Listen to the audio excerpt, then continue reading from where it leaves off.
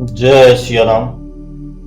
नीलांबुज श्यामल कोमलांगम सीता समारोपित वाम भागम पाणौ महासायक चारु चापं नमामि रामं रघुवंशनाथं।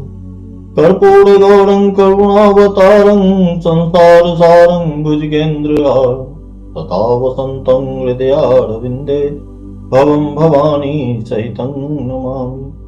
मनोजवं मारुततुल्यवेगं जितेन्द्रियं बुद्धिमतां वरिष्ठं वातात्मजं वानरयूथमुख्यं श्रीरामदूतं शरणं प्रपद्ये। अखण्डमण्डलाकारं व्याप्तं येन चराचरं तत्पदं दर्शितं येन तस्मै श्रीगुरुवे नमः। जय सिया राम।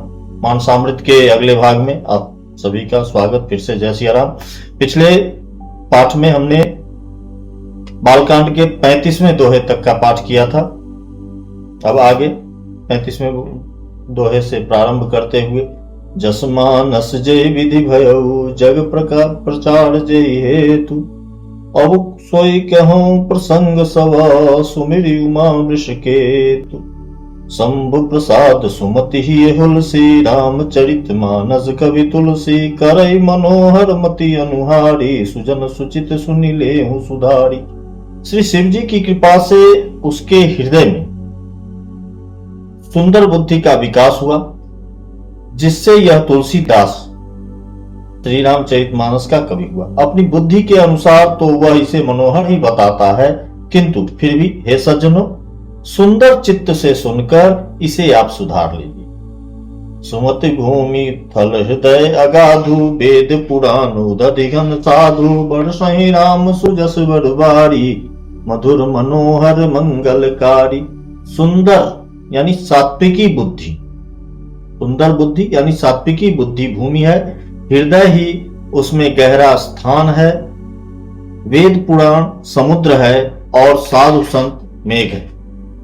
वे साधु रूपी मेघ श्री राम जी के सुयश रूपी सुंदर मधुर मनोहर और मंगलकारी जल की वर्षा करते हैं।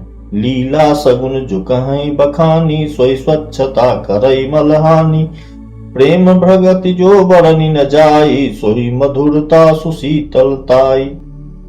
सगुन लीला का जो विस्तार से वर्णन करते हैं वही राम सुयश रूपी जल की निर्मलता है जो मल का नाश करती है, और जिस प्रेमा भक्ति का वर्णन नहीं किया जा सकता वही इस जल की मधुरता और सुंदर शीतलता है।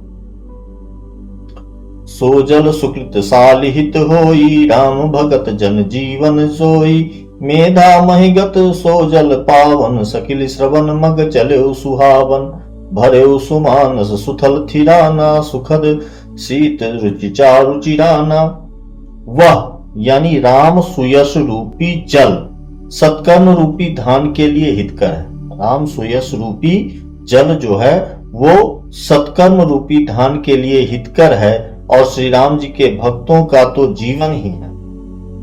वह पवित्र जल बुद्धि रूपी पृथ्वी पर गिरा और सिमट कर सुहावने कान रूपी मार्ग से चला और मानस यानी हृदय रूपी श्रेष्ठ स्थान में भरकर वहीं स्थिर हो गया। वही पुराना होकर सुंदर रुचिकर शीतल और सुखदायी हो गया। सुठ सुंदर संवाद बर बिरचे बुद्धि विचारी ते यही पावन सुभग सर घाट मनोहर चारी। इस कथा में बुद्धि से विचार कर जो चार अत्यंत सुंदर और उत्तम संवाद है। पहले भी चर्चा हुई है कि चार संवाद यहाँ प्रमुख रूप से हैं। कागभूषुंडी जी और गरुड़ जी, शिव जी, पार्वती जी, महर्षि याज्ञवल्क्य और ऋषि भरद्वाज, और तुलसीदास और संत यानी श्रोता हम सब। तो इस कथा में बुद्धि से विचार कर जो चार अत्यंत सुंदर और उत्तम संवाद रचे गए हैं वही इस पवित्र और सुंदर सरोवर के चार मनोहर घाट हैं। सप्त प्रबंध सुभग सोपाना ज्ञान नयन निरखत मन बाना मन माना रघुपति महिमा अगुन अबाधा वर्णव सोईवर बारी अगाधा। 7 कांड ही इस मानस सरोवर की सुंदर 7 सीढ़ियां हैं। जिनको ज्ञान रूपी नेत्रों से देखते ही मन प्रसन्न हो जाता है। श्री रघुनाथ जी की निर्गुण यानी प्राकृतिक गुणों से अतीत और निर्बाध यानी एक रस, जिसमें कोई बाधा न हो, एक रस निर्बाध महिमा का जो वर्णन किया जाएगा, वही इस सुंदर जल की अथाह गहराई है। राम सीय जल सलिल सुधा सम, उपमा बीच विलास मनोरम, पुरीन सघन चारु चौपाई, युवती मंजू मनि सीप सुहाई। श्री रामचंद्र जी और श्री सीता जी का यश अमृत के समान जल है। इसमें जो उपमाएं दी गई है वही तरंगों का मनोहर विलास है। सुंदर चौपाइयां ही इसकी घनी फैली हुई पुरीनी यानी कमलिनी है, और कविता की सुंदर युक्तियां ही सुंदर मणि यानी मोती उत्पन्न करने वाली सुहावनी सीपियां हैं, सीपी। छंद सोरठा सुंदर दोहा, सोई रंग कमल कुल सोहा, अर्थ अनूप सुभाव सुभाषा, सोई पराग मकरंद सुबासा। जो सुंदर छंद सोरठे और दोहे हैं वही इसमें बहुरंगे कमलों के समूह हैं, सुशोभित हैं, कमलों के समूह के रूप में सुशोभित हैं। अनुपम अर्थ, ऊंचे भाव और सुंदर भाषा ही उस पुष्प के पराग हैं, पुष्परज हैं, और मकरंद हैं और सुगंध है। यानी अनुपम अर्थ जो है वो पराग हैं, ऊंचे भाव जो है वो मकरंद यानी पुष्परस, और सुंदर भाव जो है वो सुगंध है। सुकृत पुंज मंजुल अलिमाला, ज्ञान विराग विचार मराला, धुनि अवरेब कवित गुण जाति, मीन मनोहर ते बहुभांति। सत्कर्मों यानी पुण्यों के पुंज वो भौरों के समूह, भौरों की सुंदर पंक्तियां हैं। ज्ञान वैराग्य और विचार हंस है। कविता की ध्वनि वक्रोक्ति गुण और जाति ही अनेकों प्रकार की मनोहर मछलियां हैं।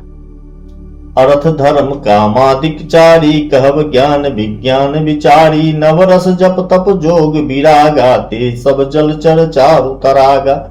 अर्थ धर्म काम और मोक्ष ये चारों ज्ञान विज्ञान का विचार के कहना, काव्य के 9 रस, जप तप योग और वैराग्य के प्रसंग, ये सब इस सुंदर सरोवर के सुंदर जलचर जीव है। सुकृति साधु नाम गुण गाना, ते विचित्र जल विहग समाना, संत सभा चहु दिशि अमराई, श्रद्धा ऋतु वसंत समगाई। सुकृति यानी पुण्यात्मा जनों के साधुओं के और श्री राम के गुणों का गान ही विचित्र जल पक्षियों के समान है। संतों की सभा ही इस सरोवर के चारों ओर की अमराई यानी आम के बगीचे की छांव, आम की बगीचियां हैं, और श्रद्धा वसंत ऋतु के समान कही गई है। भगति निरूपण विविध विधाना, क्षमा दया दमलता बिताना, समजम नियम फूल फल ज्ञाना, हरिपद रति रस वेद बखाना। और कथा अनेक प्रसंगा, ते सुख पिक बहुबरन विहंगा। नाना प्रकार से भक्ति का निरूपण और क्षमा दया और दम यानी इंद्रिय निग्रह, क्षमा दया और दम लताओं के मंडप हैं। मन का निग्रह यम यानी अहिंसा सत्य अस्तेय ब्रह्मचर्य और परिग्रह। यम का मतलब ये 4-5 हुए, अहिंसा सत्य अस्तेय ब्रह्मचर्य और परिग्रह।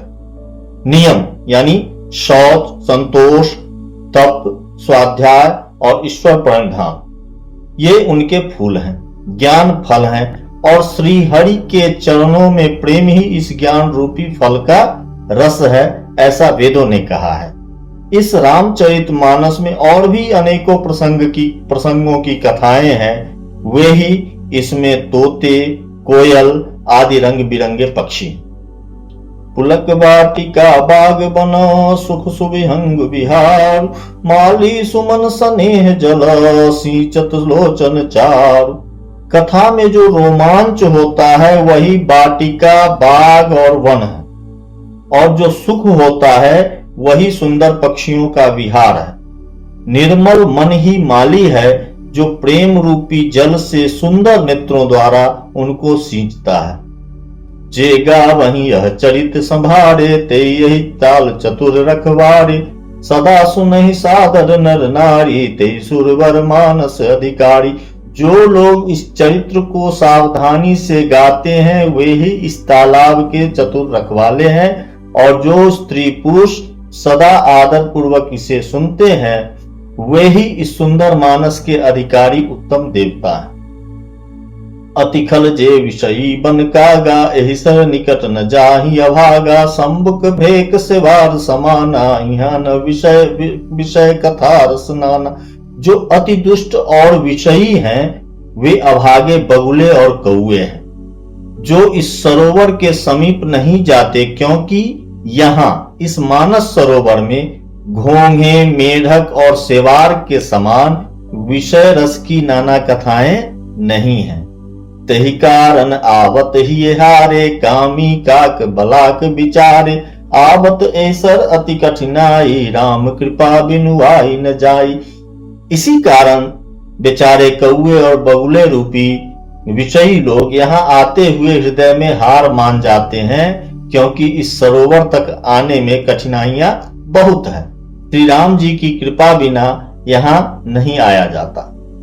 कठिन कुसंग कुवंत कराला, तिनके बचन बाघ हरि ब्याला, गृह कारज नाना जंजाला, ते अति दुर्गम शैल विशाला, बन बहु विषम मोह मद माना, नदी कुतर्क भयंकर नाना। घोर कुसंग ही भयानक बुरा रास्ता है। आ गया ना, आवत ऐसा अति कठिनाई। यहाँ आने में क्या क्या कठिनाइयां हैं। घोर कुसंग ही भयानक बुरा रास्ता है। उन कुसंगियों के वचन ही बाघ, सिंह और सांप हैं। घर के कामकाज और गृहस्थी के भांति भांति के जंजाल ही अत्यंत दुर्गम बड़े बड़े पहाड़ हैं। मोह, मद और मान ही बहुत से बीहर वन हैं, और नाना प्रकार के कुतर्क ही भयानक नदियां हैं। जे श्रद्धा संबल रहता, नहीं संतन कर साथ, तिनका मानस अगमति, जिन्हीं न प्रिय रघुनाथ। जिनके पास श्रद्धा रूपी राह खर्च नहीं है और संतों का साथ नहीं है, और जिनको श्री रघुनाथ जी प्रिय नहीं है, उनके लिए यह मानस अत्यंत ही अगम है, यानी यहाँ पहुंचना उनके लिए अत्यंत ही दुर्लभ है। अर्थात श्रद्धा, सत्संग और भगवत प्रेम के बिना कोई इसको नहीं पा सकता। जो करी कष्ट जाई पुनि कोई, जात ही नींद जुड़ाई होई, जड़ता जार विषम उड़ लागा, गयो न मज्जन पाव अभागा। यदि कोई मनुष्य कष्ट उठाकर वहां तक पहुंच भी जाए तो वहां जाते ही उसे नींद रूपी जूड़ी आ जाती है।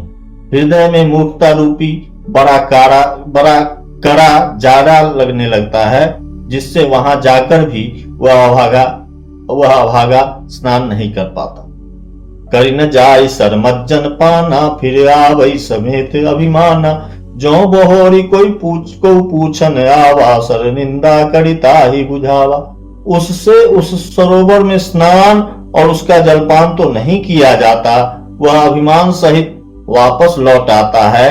फिर यदि कोई उससे वहां का हाल पूछने आता है तो वह अपने अभाग्य की बात न कहकर सरोवर की निंदा करके उसे समझाता है। सकल विघ्न व्यापई नहीं तेहि, राम सुकृपा बिलो कहीं जेहि। सोई सादर सरमज्जन करई, महाघोर त्रैताप न जरई। ये सारे विघ्न उसको नहीं व्यापते, यानी उसको बाधा नहीं देते, जिसे श्री रामचंद्र जी सुंदर कृपा की दृष्टि से देखते हैं। वही आदर पूर्वक इस सरोवर में स्नान करता है और महान भयानक त्रिताप यानी आध्यात्मिक ताप, आधिदैविक ताप और आधिभौतिक ताप, इन तापों में नहीं जलता। ते नर यह सर तजहि न काऊ, जिनके राम चरण भल भाव। जो नहाई चह सर भाई, सो सत्संग करहु मन लाई। जिनके मन में श्री रामचंद्र जी के चरणों में सुंदर प्रेम है, वे इस सरोवर को कभी नहीं त्यागते, कभी नहीं छोड़ते। हे भाई, जो इस सरोवर में स्नान करना चाहे वह मन लगाकर सत्संग करे। असमानस मानस चख चाही, भई कवि बुद्धि विमल अवगाही। भयो हृदय आनंद उछाहु, उमग्यो प्रेम प्रमोद प्रवाहु। ऐसे मानस सरोवर को हृदय के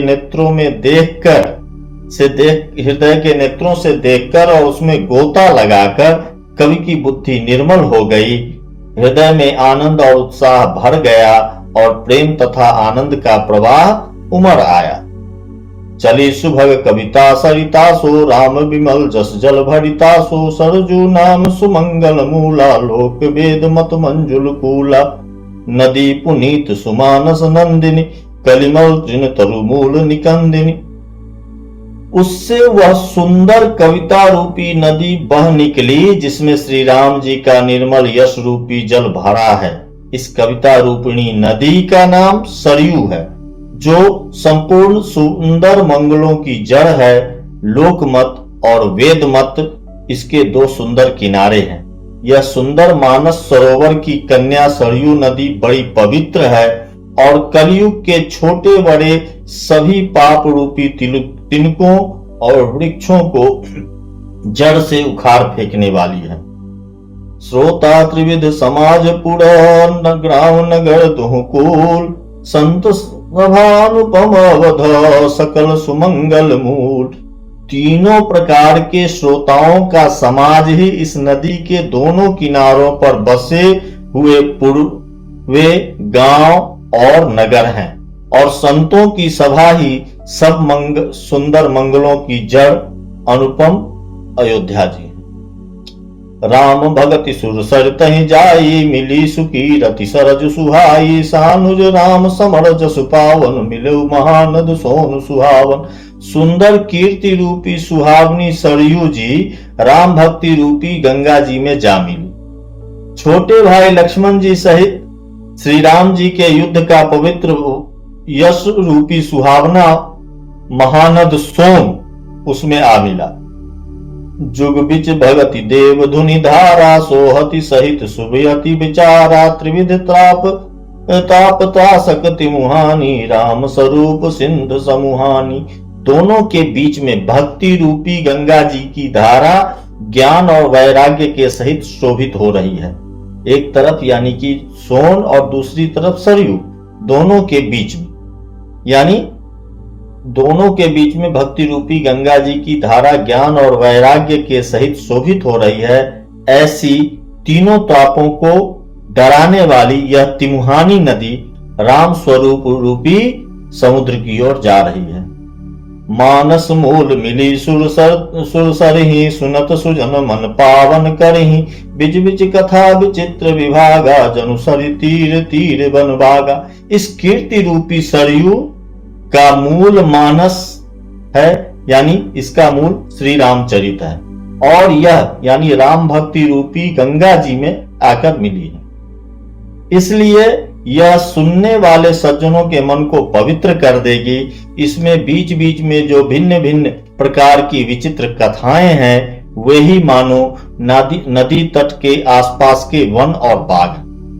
उमा महेश विवाह बराती, ते जलचर अगणित बहुभांति। रघुवर जन्म आनंद बधाई, भौर तरंग मनोहर ताई। श्री पार्वती जी और श्री शिव जी के विवाह के बराती इस नदी के बहुत प्रकार के असंख्य जलचर जीव हैं। श्री रघुनाथ जी के जन्म की आनंद बधाइयां ही इस नदी के भौर और तरंगों की मनोहरता है। बाल चरित चहुबंधु के, बनज विपुल बहुरंग। नृपुरानी परिजन सुकृत, मधुकर वारी विहंग। चारों भाइयों के जो बाल चरित्र हैं वे ही इसमें खिले हुए रंग बिरंगे बहुत से कमल हैं। महाराज श्री दशरथ जी तथा उनकी रानियों और कुटुंबियों के सत्कर्म यानी पुण्य वे ही भ्रमर और इसके जल पक्षी हैं। ये बालकांड का 40वां दोहा। फिर इस मानसामृत के अगले पाठ में अगले भाग में मिलते हैं। तब तक के लिए जय सिया राम।